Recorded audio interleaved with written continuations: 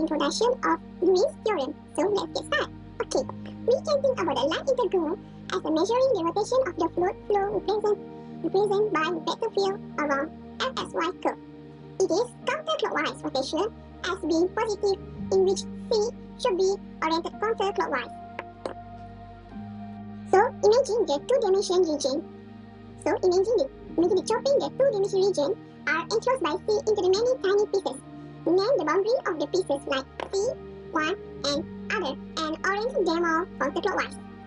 Then, ending up the line integral of F around each piece of boundary, C can boil down the same thing as the line integral around the full boundary C. As below, that is to say the little line integral cancel out along of the cut median R.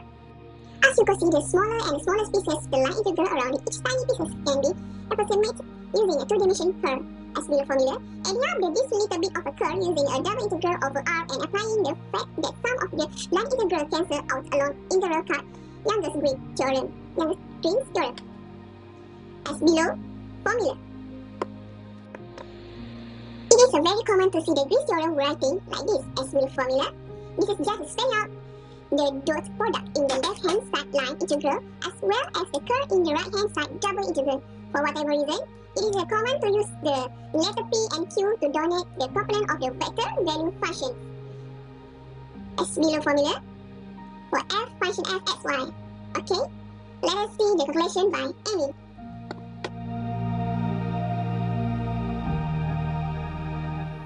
Okay, for question 2, we are using Green theorem application.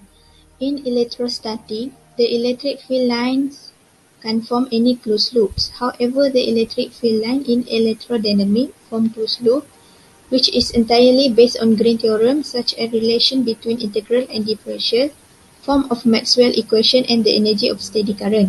Solve the following line integral using Green theorem based on the above condition.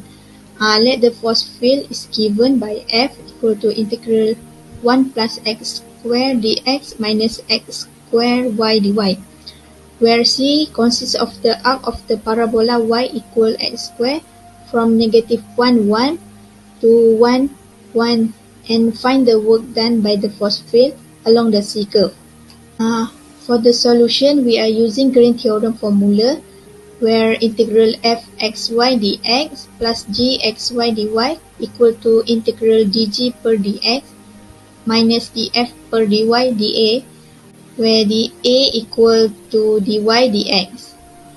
From that, we get integral dg per dx minus df dy multiplied by dy dx. Even y equal to x squared and negative 1, 1 to 1, 1.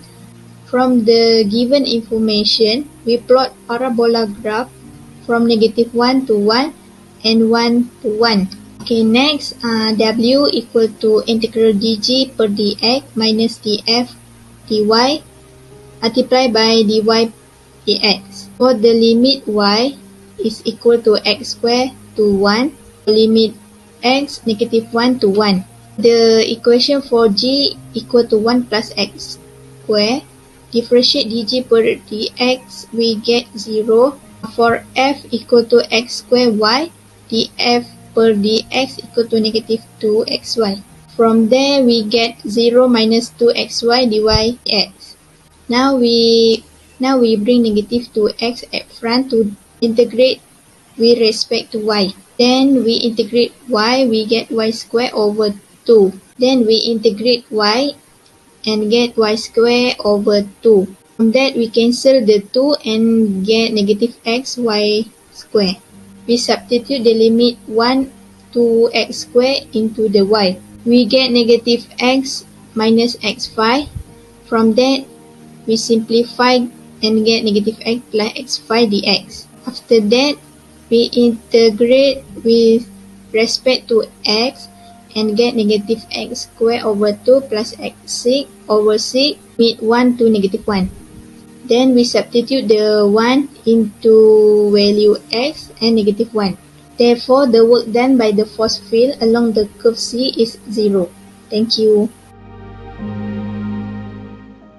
Hi, my name is Kaviana Paparamish. I am going to explain solution 2. Here is the equation. The force field is given by this, and is moving a particle from the origin along the curve y equals to square root of x to 1 1, then along the line segment to 1 0, and then back to the origin, how much work is done by the force field on the object? So to calculate the work by the force, we are using the Green's theorem. First, we need to plot the graph by the given of y equals to square root of x and 2 points. So this is the y equals to square root of x and 0.11 and 10. So here is the shaded region, which is the work. For the limit x, it starts from 0 to 1, and for the y is from 0 to square root of x. So we use the Green's theorem. First, we need to find the function of g and f. So g is given this, and then we differentiate respect to x, we'll get 2x, and for f, we differentiate respect to y, we'll get 0. So we apply back into the formula, we will get 2x dy dx and enter all the limits. So first we integrate respect to dy, we will get 2xy, and then we apply the limit, which is square root of x and 0, we will get this equation, and then we integrate second time respect to dx, we will get this, and we apply the limit, which is 1 and 0. So we simplify, and we will get w equals to 405. So the work done by the force field is on the object is 0.8. Thank you. Hi everyone, my name is Nasari. Now I will continue with the MATLAB solution. Okay, we have two questions.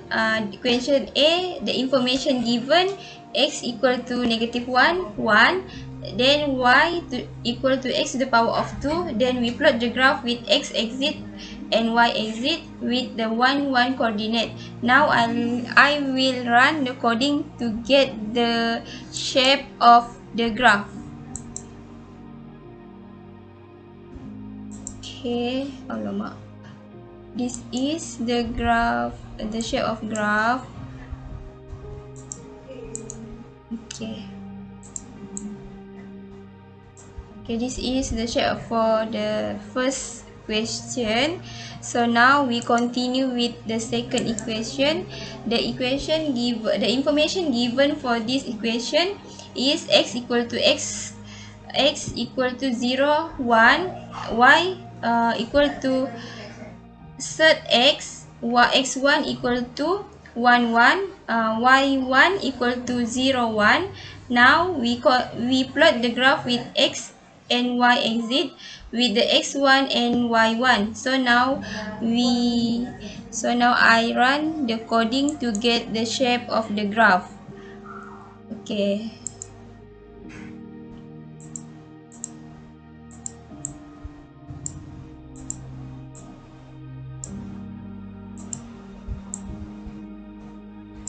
So this is the shape for the shape graph for the second equations. So only that. Thank you.